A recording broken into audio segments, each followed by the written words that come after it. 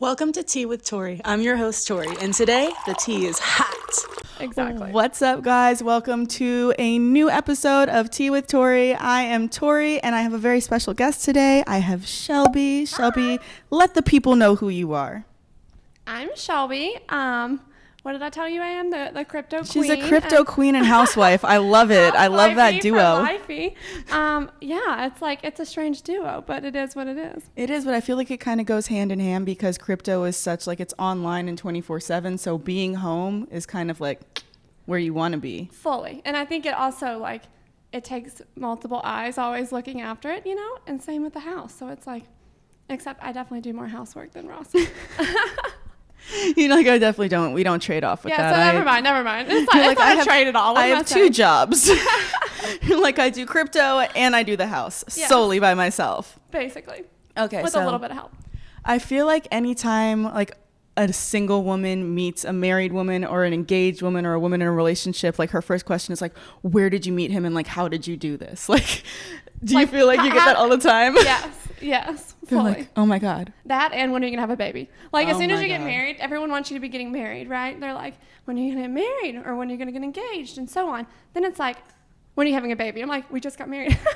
Although we didn't. Shh. Now we're almost a decade in and I'm this question is getting awkward. You're now we're just enjoying marriage. Basically. Okay, where do we meet? Ross and I met in college. Ooh. At a bar. I know. I didn't really do the bar scene at night. So he was always bartending at night. Well, he picked up someone's shift during the day. Oh. I wasn't day drinking either. I was just grabbing lunch with my friend and met Ross, and it was one of those corny things where it's I literally was this is my soulmate.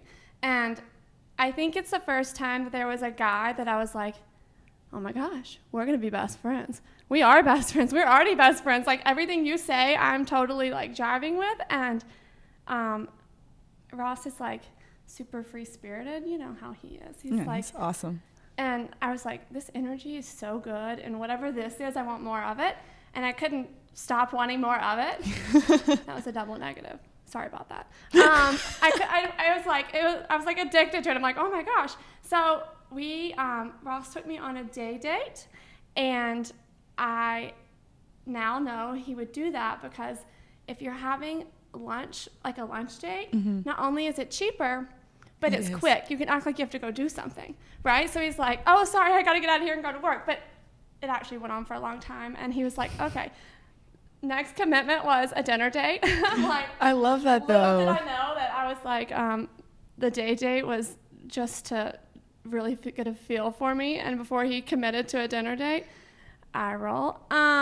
Anyway, so the rest is history. Mind you, I'm addicted to him, and he's taking me on interview dates, an interview lunch date.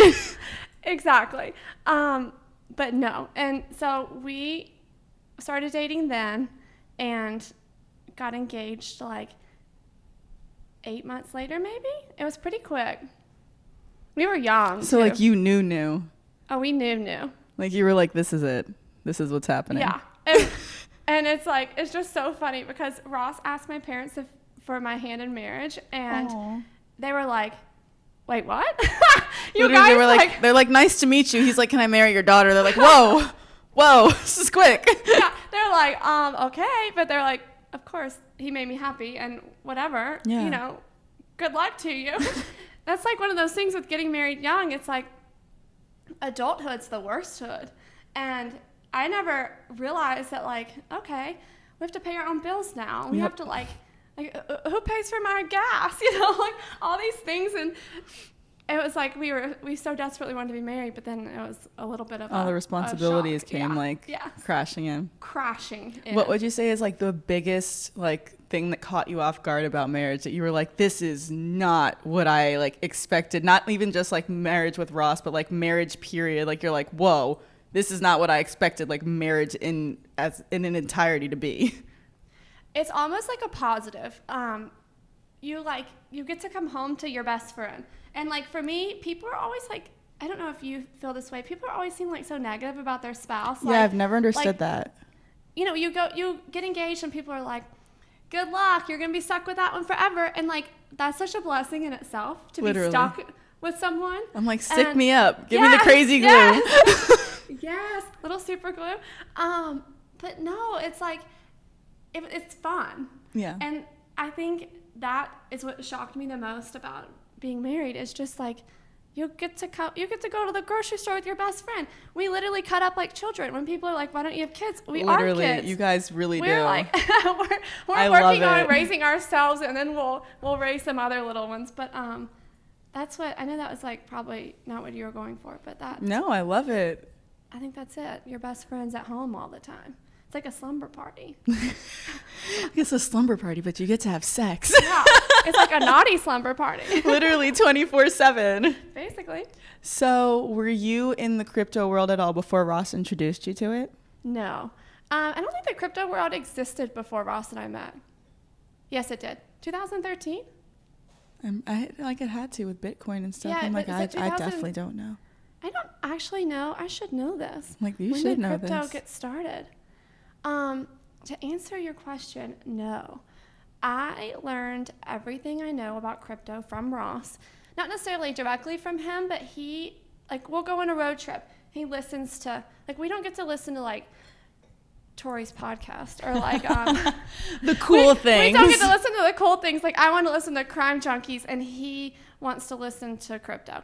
And that's okay, because it's, you pick up on it. You know, it's like over time, I've just learned so much from listening, and my intention was not to learn about crypto. It just happened by default, and it's such a kind of a niche little market, and it's so new. And anyway, I feel like it's super new. It's exploding super quickly.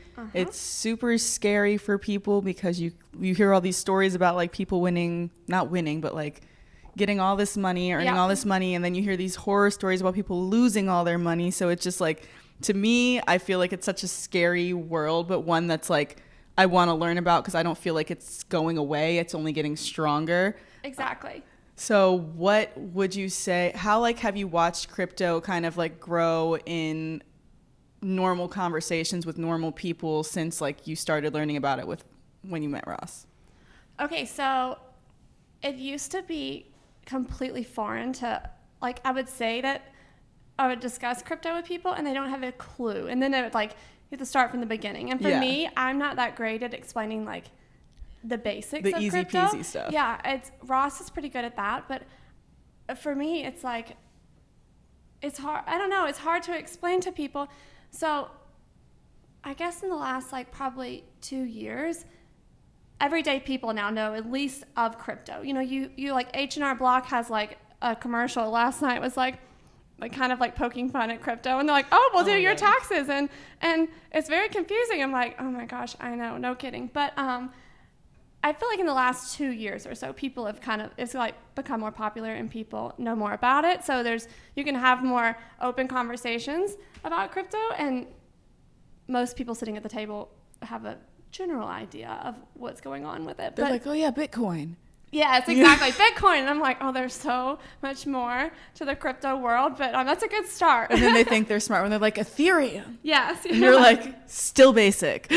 Still very basic, but anyone in the space is welcome. Bring it on. More people, you know, of course, with more people in the space, it's always better. But there are a lot more people, and especially with NFTs now, I feel like our generation is getting super behind crypto, but then you say crypto to like my grandmother and she has not a clue, and I'm not even going to go there.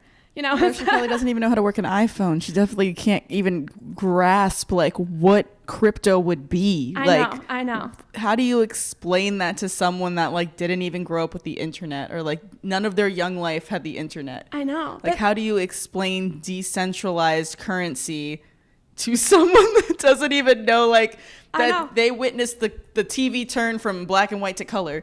Like, how do you explain that to them? But even like one of my best friends lives in Tennessee, and she's like, it's monopoly money. And literally. Like, I know, but then if you think about like a paper dollar, like that only has value because we give it value, you know, and like that actual dollar is gold. It signifies gold or whatever. Yeah, no, I know. It's how much gold you have. But my thing is like, I feel like in a world, like the world that we live in today is so into instant gratification. Like, I want this now. Like, Uber Eats this to my house. Everything just delivered to me, everything exactly when I want it. I could order on Amazon Prime and have it in 24 hours, especially in the States. Like, I feel like crypto is kind of weird to people and they think it's monopoly money because you're not investing for short term unless you're day trading. You're like putting money in to get money back like 15 years from now. So like me and D-Cut investing in crypto is like we're investing in crypto so that we have crypto to give our kids and like it appreciates by the time we have children 15 years from now. So I feel like that's kind of what throws people off and people think that it's like not real money because you're putting in money to not get it back for years to be able to get the turnaround on the money that like you really want to see. I feel like that's like for most investments, generally speaking too. And a lot of people think in life that, you know, like this person has so many great things and they must have gotten it like overnight, but that's not the case for most things in the world. And crypto for sure is like sitting on your hands and you know, hoping for the future that it goes up is so much of a better plan. But people, the internet's full of like Lamborghinis that have like, you know, Ethereum written on the back of it, whatever. Literally. But it's like, you see that and that happens in crypto, but there's so much more to it than that. And and I think that people, when they hop into crypto, they're like, oh my gosh, next month I'm paying off my mom's house. Like, you know, it's like I'm buying a Lamborghini and putting Ethereum on the back of it because I bought 0.22 of Ethereum. So now I'm going to be rich next month, right? Exactly. And it's like, what do you mean I'm not rich? And I literally slept twice and I thought I was going to wake up and I was going to be like a multi-millionaire. It just doesn't happen like that. So I think I think that's with a lot of things in life though. Like there's a lot of hard work that goes into most things when people are successful in them. Yeah, I mean, you can even relate it to like marriage. Like a lot of people would look at you and be like, oh my God, like you guys are perfect. Like you have the jewelry, the house, like you're perfect couple. You're like, yeah, it was not always like this. Like this was hard work. This was consistency. This was building. This was like having a strong partner and building a life together. Like exactly. And not every day is a good day. No. You know, it's like some days I'm like, you are my best friend, but don't speak to me. But as you are with the way I kind of relate it to, it's like weird because you never really grow up with anyone in like living quarters other than like siblings. Yeah. But the same way, like I love my siblings to death, but there were so many days that like if I could murder you and like save you right after, I want to do that right now. Like exactly. If I could like kill you and know that I could revive you, like I could just like rewind. I want to kill you right now. Yes. And there's no way to like get around that when you're living with someone every day, especially in a secluded place like Puerto Rico, where you guys are like just like away from the States and everything. And that's like something I think is so important and makes people stronger too, is live somewhere remote or somewhere that's not like in your mom and dad's backyard, because you have to lean on each other. Yeah. Like in the bad days, even if it's Ross that's made me upset or like whatever, I have to lean on him. Like when everything falls apart, he's all I have, you know? And it's like, that's terrifying. Some days I'm like, oh, I want to pull your hair out and I wish I could like go like sit on my mom's sofa and like complain.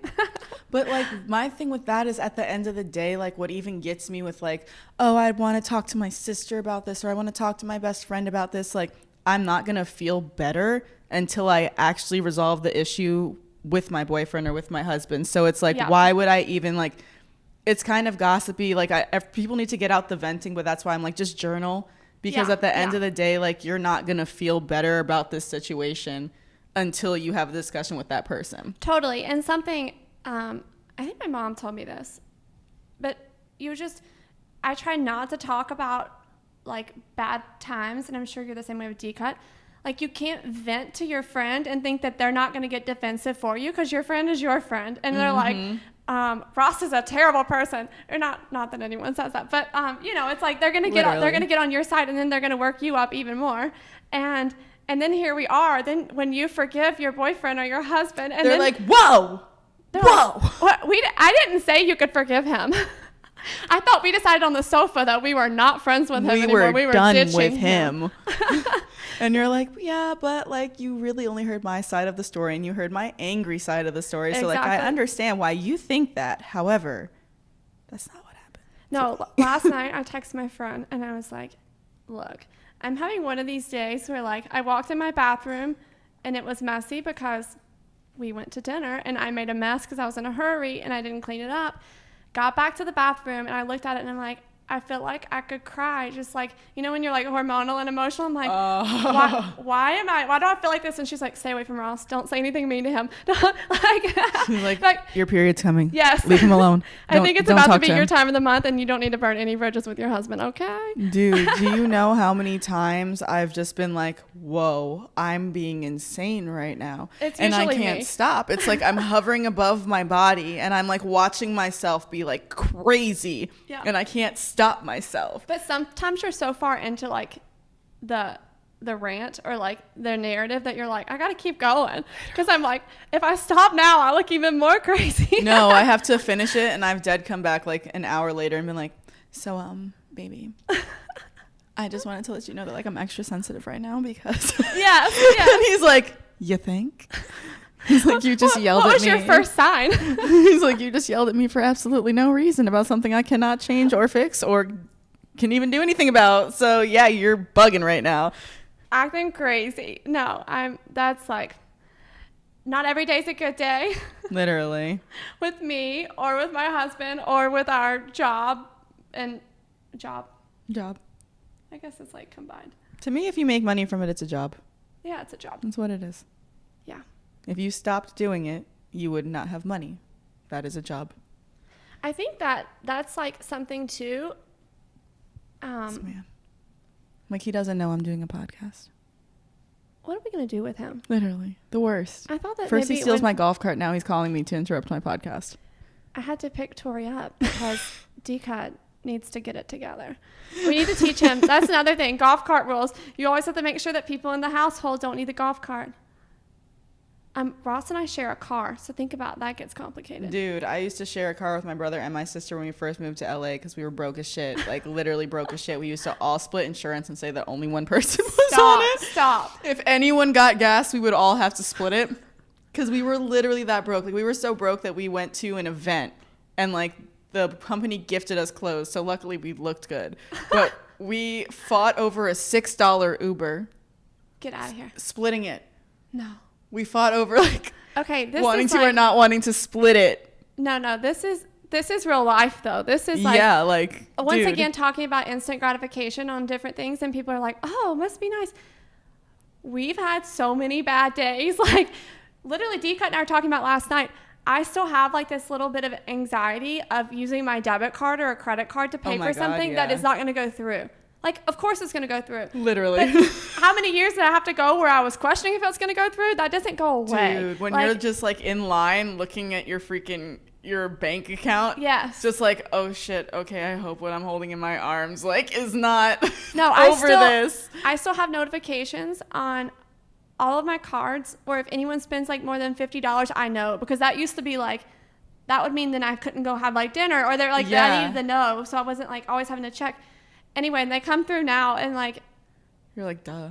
And like, it's all good, but still it's like you go to the grocery store and I'm like, my palms get sweaty and this is stupid. Why is this still happening? But I think I love it too, because it's like, it keeps me humble, you know? It definitely keeps you humble, and it definitely like reminds you why you work so hard. Totally. Just like that trauma and that fear of like, I don't know how kids that are born like rich do it, honestly, because that fear of like having an empty bank account or being overdrawn, like buying something that I actually need for survival, like food or gas or something, like I can't even imagine like being in that situation again, which is why I work so hard. Yeah. So I can't imagine like coming from a situation where you never had to worry about any of that and like where you get that drive from. I was just having this conversation earlier today. Like, all these like celebrity, like the like child celebrities, like remember Aaron Carter? Yes. I saw something about him the other day and I'm like, what? He's wild. He looks like he's been riding without a windshield. And him and Macaulay Culkin. Yes. And I'm like, oh my guys, like this might be what happens when you like have way too much money too early. And for me, it's like easy come, easy go, you know, like we're always trying to like, you know, get into other different, not that I think crypto is going away, you know, but just, you never know what's going to happen with the world. And like, yeah, we try to diversify, just like protect ourselves. And also, because we always like to keep learning, you know, it's like, not that crypto's ever changing, so we're always learning and that about, you know, new things and of course new projects coming out, but it's always fun to learn about new things too, especially like you've been telling us about you guys' industry, and it's like so fascinating, you know, like literally. I think that you guys are like an expert in your business, and listening to you talk about it, I'm like, oh my goodness, this is like, you know, I just get like, I don't know. No, that's my thing, is like, I literally love to learn things. Like, I'm definitely the person, like D-Cut and I, when he was home for a while, I love listening to audiobooks in the car now. Like, I've been listening to Breaking the Habit of Being Yourself by Joe Dispenza. Like, it's a 10-hour book to listen to. So I've just been like trying to binge listen to it. Yeah. And he walks into the room, I'm like painting my nails, listening to Breaking the Habit of Being Yourself. And he's like, no music, no TV. Like, I love this. I'm loving that you're doing it in a time that I'm not here. Yeah. But I love that you're doing this for yourself. A book on tape is life. And it's life, our dude. Our house is never cleaner than when I don't have a really good book on tape, because I don't want to talk to anyone. I don't want to do anything else. I just want to do things where I can listen to it. And just zone out. I'm like, those clothes you're wearing, do they need to go in the laundry room? Because I can wash them. I can make that happen. I can do that right now. Because this book is fire. First I read it, Green Lights by Matthew McConaughey, and then I listened to it. Listening. Does he speak it? Oh.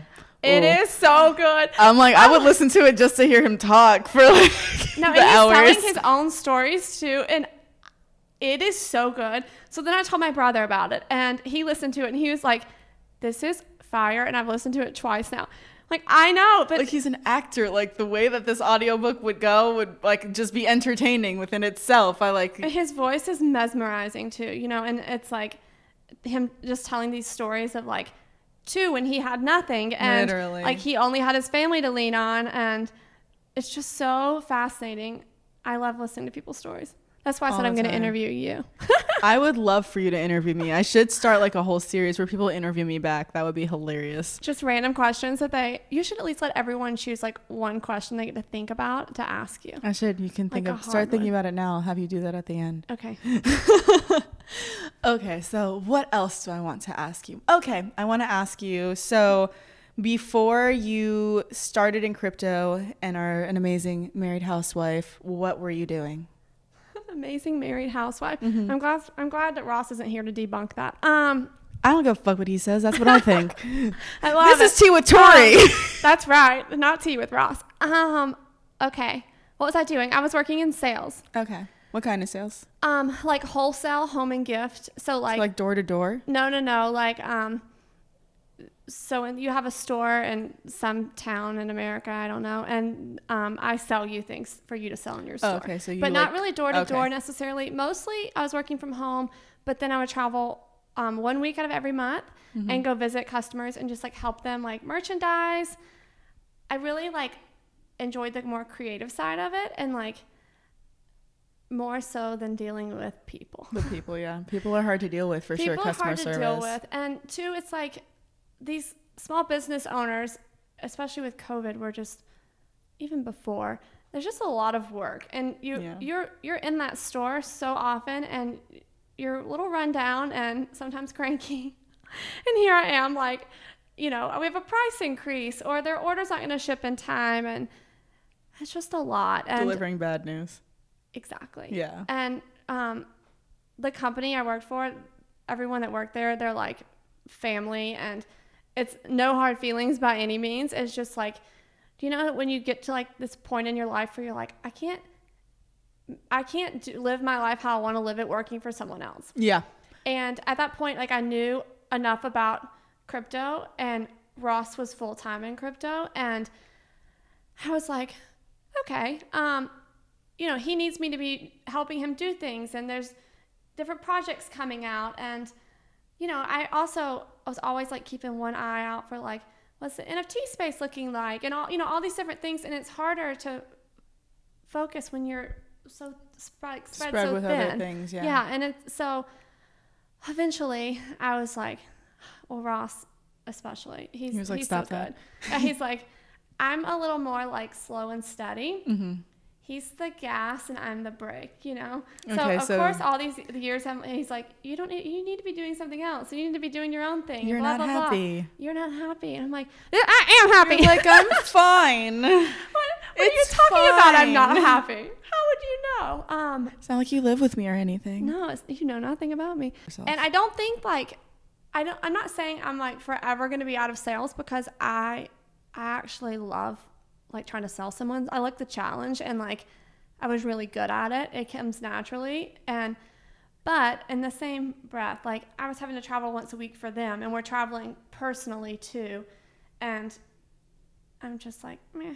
No, this is too much. Yeah. And my dad passed away, and I kind of like, it kind of put things into perspective a little bit of like, he was 58 years old, and I'm like, I don't want to like work my whole life and then like something happened to me, and like I want to like, not that he wasn't doing good living, because he was, like, he always would go on trips and have fun, and we were always having like amazing family time, but in the same breath I'm like, I just want to like do what I want to do, and I don't even know what that is because I'm so busy thinking about what someone else needs me to be doing. Yeah. So that has, I don't know, I think I stopped working I don't even know what year it is with the pandemic, because anyone else like it's a little 2022. Okay. I'm like, pandemic started in the beginning of 2020, March of 2020, yes. 15th. Yes. The only reason I know that is because I literally moved into my house that I live in right now still January of 2020, and 2 months later I was in a dude. So when I moved to LA, right? When I moved to LA, I decided to no longer work as a hostess at Catch, which was like a super steady, super good income. Yep. I'm making like $20+ per hour plus tips, working like a crazy person, overtime, all of it. Yep. Steady ass living. I moved to LA. I was like, I know if I start working for this restaurant again, which they have an LA location, I could have very much stepped right into like steady shit that I was doing, like on path to be a manager. I was like, I know if I do this, I will get stuck. I will be a manager here. I will work my way up the corporate ladder, and I will not do anything that I moved out to LA to do. Yeah. So I was like, all right, I'm going to take a not steady job, because I can't like not work. I've been working since I was 13. I was a babysitter. Like I can't just like not work. That would not sit well with me. Mm-hmm. So I was like, all right, I'm just going to give myself something that is like literally the most flexible thing I can do. Like if I have to cancel last minute, it's not even a big deal. Model catering, which is great some months. Some months you're working like cool ass events, making like $50 an hour. You're like making bank. But then some months there's literally nothing. Like if there's no events, no parties, like January, when everything after the holidays, you're not making any money at like, all. No one's having anyone over. They're like, get me away from people. No stability at all. Yeah. But flexibility out the ass. So I could literally be like, oh, I'm going to Tulum for 10 days for an influencer trip. I'm just not going to pick up any shifts, because it was all pickup. Like they would just announce something, you pick it up if you can take it. Yeah. Which is great if you want flexibility, but terrible if you need a job and there's nothing coming up. Was it terrifying for you to leave steady income? It wasn't, because very much like Ross, I'm like all gas, no brakes. Like I feel like my mom always taught me to believe in my intuition, and like really, if I felt it and I felt it strongly, like that's probably what I should be doing. Yep. So the second I was like, I came to LA when I was 13. I was obsessed with LA.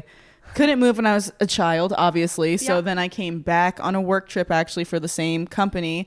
And I came to LA when I was 22, and I was like, oh my God, like I still feel the exact same way that I felt when I was 13. I need to live here. Yeah. So I was like, I don't know how it's going to happen. I'm in a band with my siblings. So like it would either be the whole band moving or like what's going to happen. But I know that I'm moving to LA because I need to. Yeah. And then like steady things just started happening and moving. We met a manager who was like, you guys have to move out to LA. Like I can sign you guys if you do that.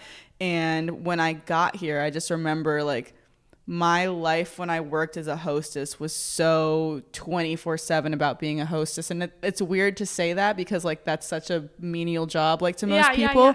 But when you have a restaurant like Catch that's 4 floors and I'm maitre d''ing too, you have to like establish the vibe for the night. Like it's a huge restaurant. Yeah. So I'm like getting in at 3:30, not leaving till like 12:30 a.m.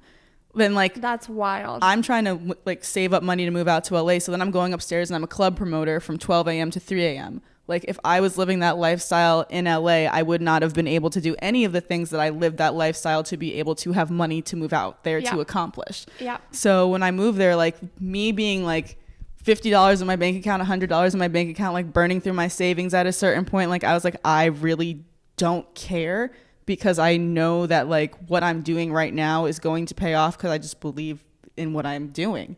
So that's like, I feel like people are born with that. Yeah. I'm not like that at all.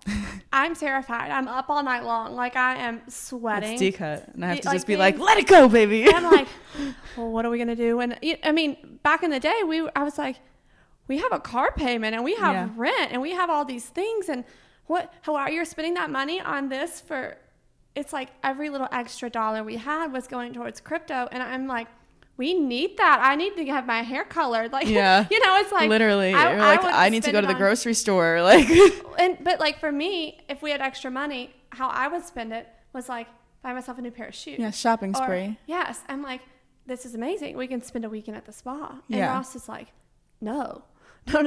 We are putting this in, and like we're gonna keep eating like we're starving, and we're gonna keep like investing in our future. I'm like, our future?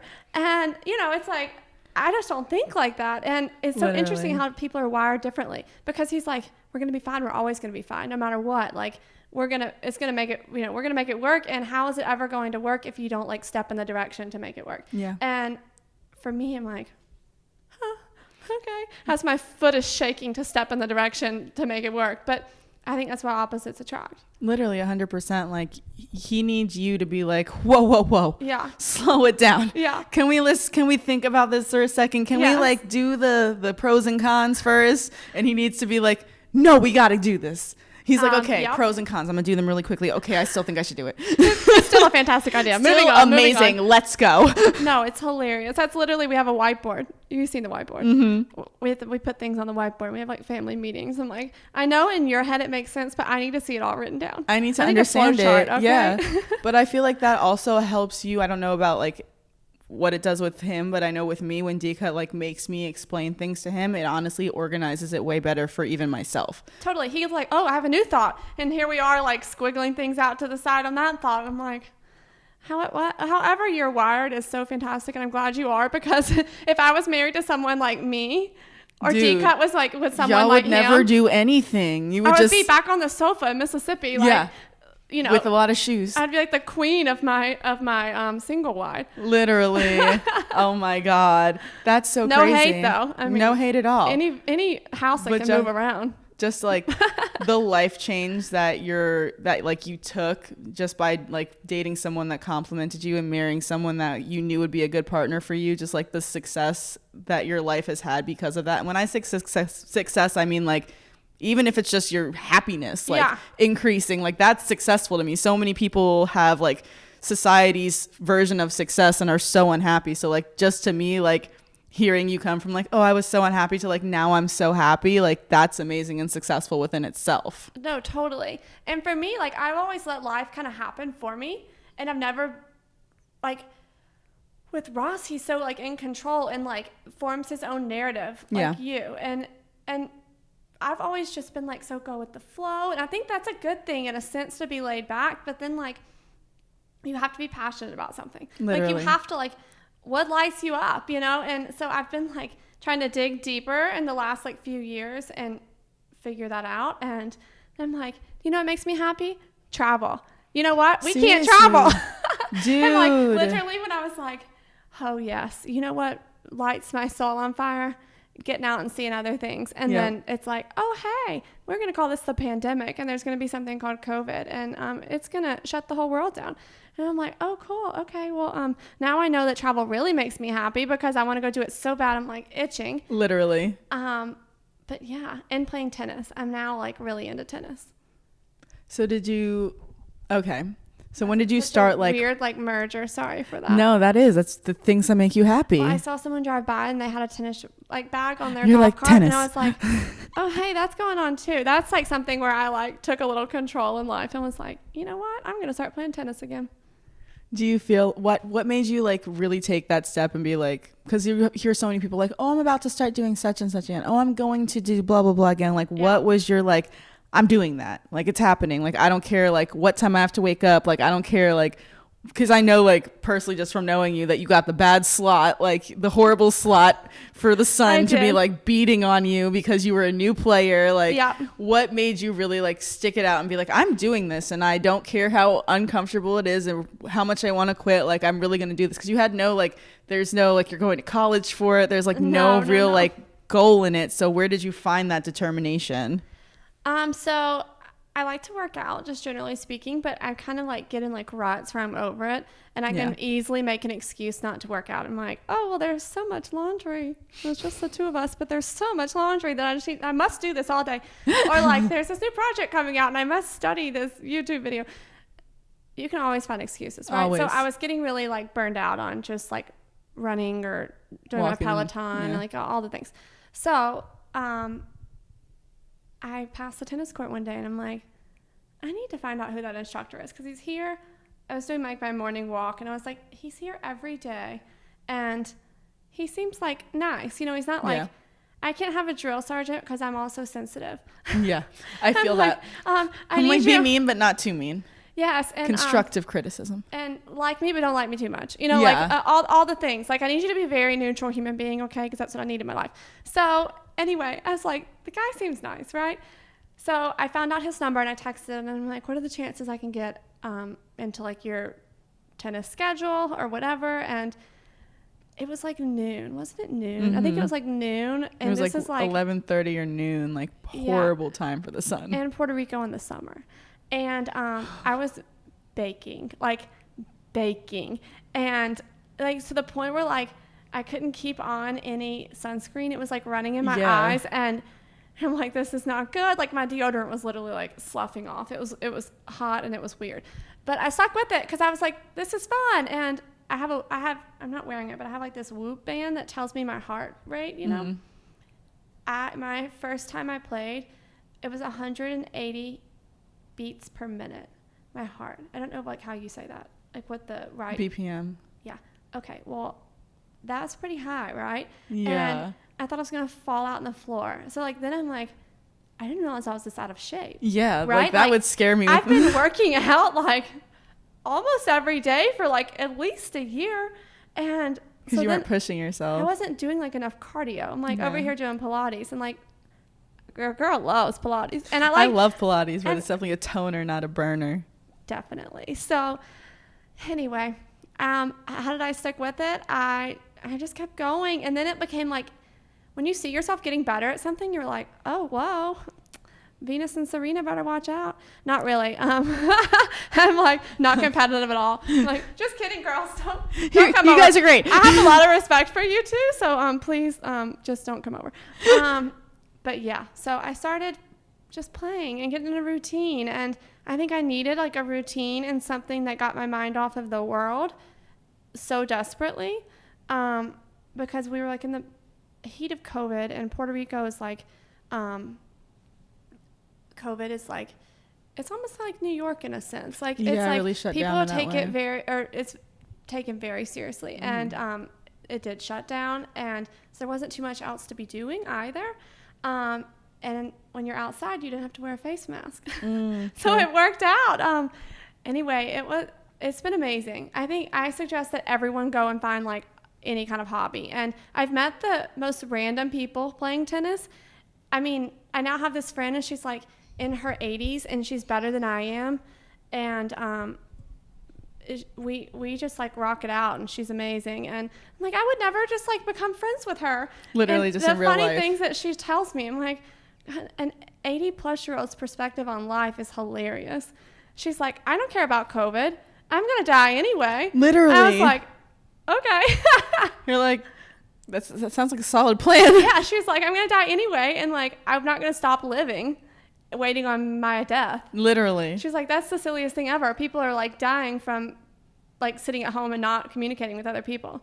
She's like, so if you give me COVID, more power to you. You know, like, literally. Okay, cool. Anyway, I know that was like off on That's hilarious though, because you hear about so many like old people that are really scared of COVID and like won't leave their house. Like my grandmother didn't leave her house for 9 months just to hear like a different perspective of like death is death is death. Like that shit's coming. I'm not about to like act like I'm dead to try to escape death. Like she's like, I can get hit by a car tomorrow. Like there's anything can happen. No, there's so many random things. Like there's people that have like random brain aneurysms from a blood clot that like there couldn't have been detected like ever. It was just like one day it happened. Like life could end at any minute. So like if you're doing anything to not live your life to the fullest and like to live it for someone else or for some other purpose, like I have no idea what's happening with you, like what you're doing. Same. We're over here living life to the fullest. To the fullest. I mean, we're like, someone told me one time that oh nope, I lost it. What was it? Sorry.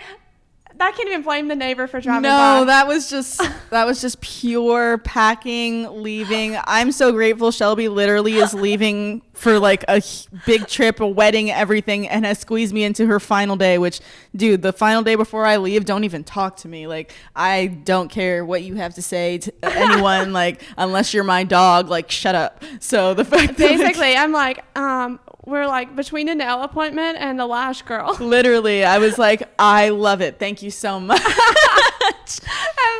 like, sorry, I'm gonna be a hot mess. Like, I'm always a hot mess. I squeezed in a shower between tennis and this. I'd rather be a hot mess than like bored though. Like I feel like I'm only a hot mess when like I'm trying to do a lot of things, which is always good. Being bored and looking your best is not living your best life. No.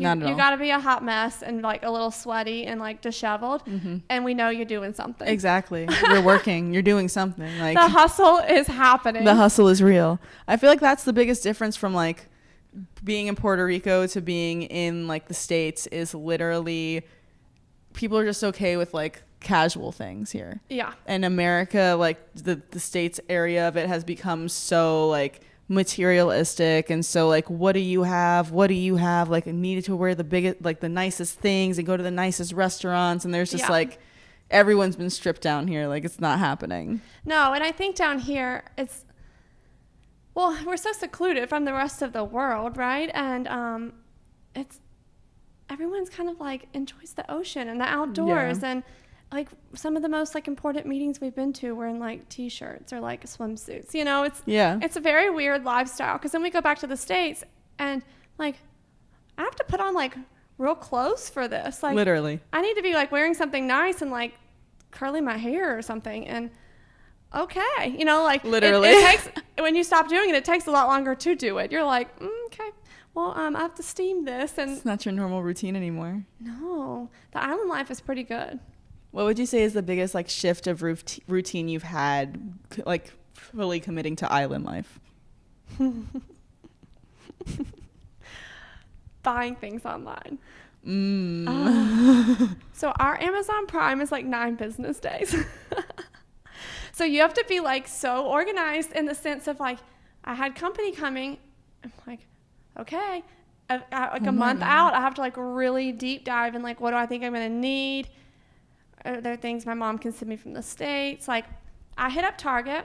My grandma, on my dad's side, she's like, why do you go to Target so often? Because we don't have a Target. Like, do you guys have Chick-fil-A? Yeah. You know it's closed on Sunday, right? Yeah. It's the only day I want Chick-fil-A, right? On Sunday.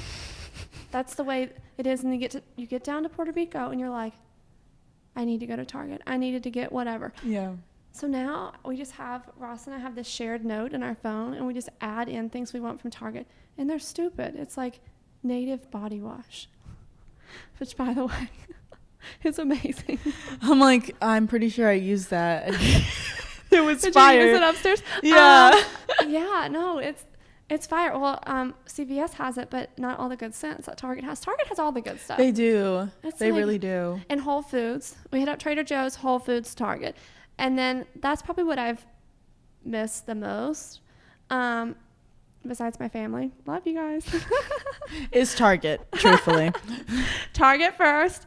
Just kidding. Okay. I know I just made that the answer, but I'm going to have a new answer. I love it. It's not being able to drive to see people.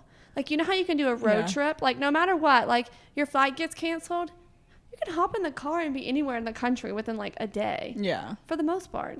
I mean, I've done some cross-country trips, and it's a struggle, but you can do it. Yeah. Here, it's not even an option. Christmas, we get this, like, so the Atlanta airport, 2019, I think it was? No, 2018. The Atlanta airport had, like, a blackout one day. So they didn't get to send their planes down here, and then we were supposed to be taking, it's the 24th of December, supposed to be taking our flight off the island. Well, now your girl has learned her lesson. We do not cut it that close for anything. No. Hence why we're going on a Wednesday for a Saturday wedding. But no, it's like, so they couldn't bring the plane down, so we didn't have a plane to take out on the 24th morning. And I'm in full-blown panic. And that, I'm like, you can't get in a car and just go see your grandma. Like, no, you don't get on, like, a boat, and, like, who's boating from Puerto Rico? And we would get there, like, in 3 days. No one's boating from Puerto Rico. That's not happening.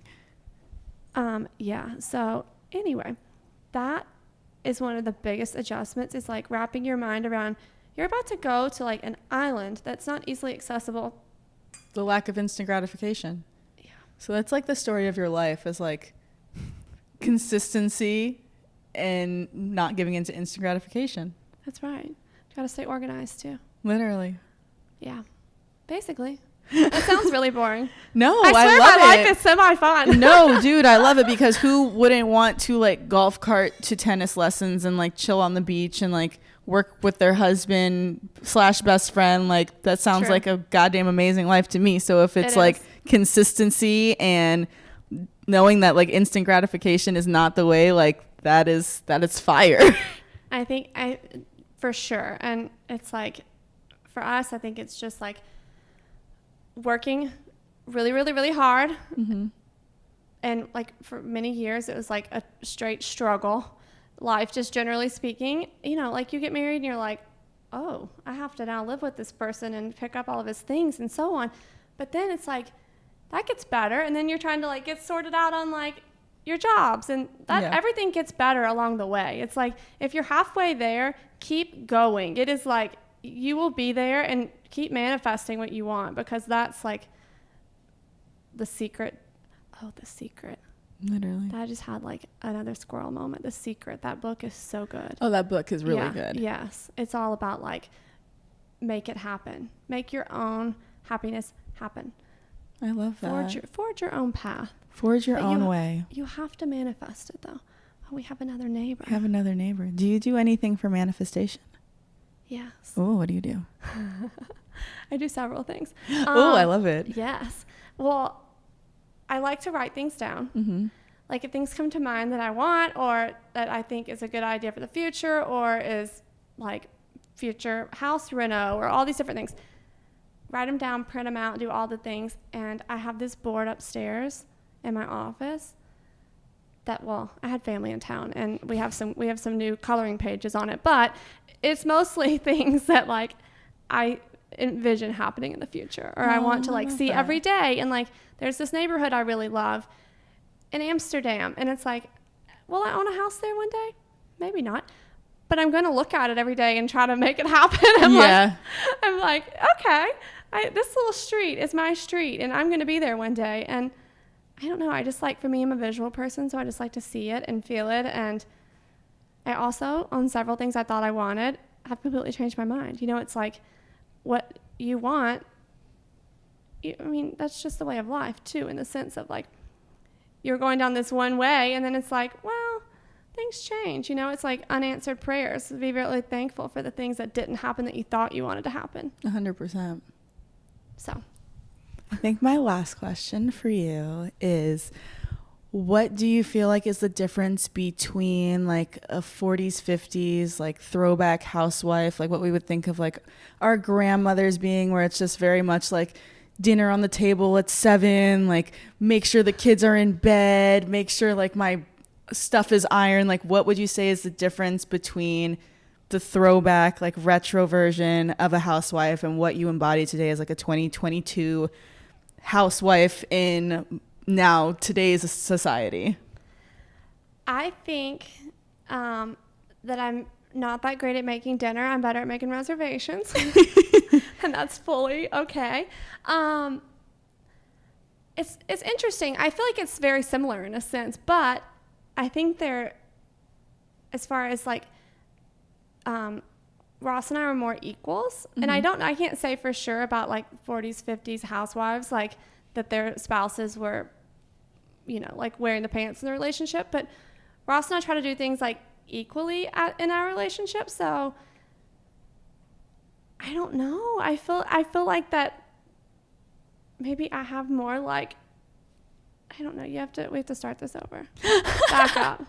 You're like rewind.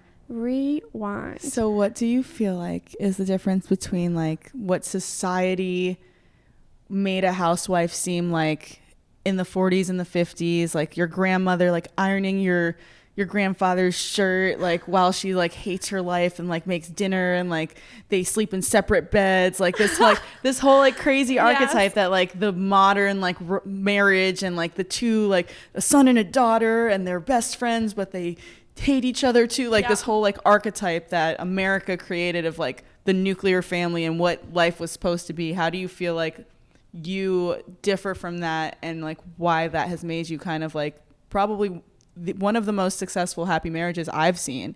And just like in life, like you meet so many women that hate their lives because they're married, and I just don't get that. Well, I think first of all, I don't make very good dinners, so I make good reservations. And I think more like of our generation, we don't care as much what people think. So like I'm not over here trying to be like Susie next door. You know, like we're just doing whatever we need in our household to make it work. And there's also, as far as business goes, more of like I have more of a seat at the table than I would say most women in the 40s and 50s would in their relationship, because we're equals. And but I will say I don't iron. I do steam though. If you guys don't own a steamer, you need a steamer. Seriously, I do need a steamer. Get one of the ones like go ahead and spend $200 on Amazon and get the one that like has a stand. You can like hang your dress on it. Do you know how much easier it is to steam something? I also, in some ways it's similar. Like I like to keep the refrigerator perfectly stocked and like, you know, I like to run a good little household. I do have help. I have on occasion. My cleaning friend comes over and she hooks me up because I'm not good with bathrooms. But you keep it touched up throughout the week. For sure. Trying to clean with the husband around is like trying to brush your teeth and eat Oreos at the same time. It's like I'm over here cleaning and you're over here messing it up. And literally, we're going in circles here. You need to go out. You need to go work out. Go do something. Go with Tori's boyfriend. Go work out somewhere. Will you take Ross to go work out, please? Literally. Oh, wait, I have one more question. What do you feel like, not what do you feel like, how do you feel like women are represented in the crypto field right now? Hardly at all. Like, I feel like there's no women. Anytime I find like a new like female YouTuber, you're like, I'm like, girl, you're doing your thing. But men want women in the space. Like, women obviously have strong suits. We create men. Yeah, literally. Right? We create all of you. If you're listening to this podcast, I'm sorry to inform you, you were made by a woman. It happened. You were. And if you think you're perfect, it's only because she created you like that. Yep. That's right. But no, men want women in this space. You know, it's like we want anyone in this space, but there are not many women. And I'm always trying to like teach people. And why do you feel like that is? I feel like it's every tech field, though. Yeah, honestly, that's mostly what I hear. It's sad. It's like, why are we so behind, women so behind on tech? I don't know. I feel like it's mostly because, like, the objectives that women are given by society and growing up versus the objectives that, like, men are given. Like, a lot of men get into tech and get into, like, these different fields to try to make money to get a wife one day. Yeah. And, like, women are taught, like, you have to make yourself look good on the outside enough to get a husband one day. So you don't really wind up in a field that doesn't have anything to do with your appearance because then where would a husband see you? Yeah. Yeah. If you're on the computer 24/7, like women are more society driven to get like a hairdresser job where like they things that we are also like as young women, what we're doing all the time. Like I'm not buying crypto things. I'm not doing that stuff. I'm curling my hair every day. So me becoming a hairdresser seems like a job that I could do because I already know how to do hair, you know, like. No, totally. So I feel like that's the problem. Too, it's like men are telling other men about crypto. Well, the less women that are in it, I mean, we're telling you now about crypto. Literally. Go ahead and like whatever little extra you have, throw at it. But, you know, it's like, of course it's word of mouth and what's your buddy doing and who can teach you how to get into it. And I just feel like it's mostly men and not women that are doing that are onboarding people. Well, I feel like at the end of the day, like if you are one of the rare women that are in crypto, it's the same thing of like even finding like another woman interested in you teaching her about crypto is so like not what's happening right now and just not what's being talked about. Like I wish it kind of was more, and I've seen like a few friends here and there like start to get more into it and start to be more open to it, but not in the way that like men are so dominating the field. And that's definitely something that like the more men you even see in it, the more women feel like they're not included or invited. And that's just the way like it keeps happening. I feel like there needs to be like some like huge girl in like crypto that comes out and like makes it something that like young women idolize. Like, oh, I want to be like her. Cause like that's how very much women are. Like exactly. We look up to people and we're like, no, totally.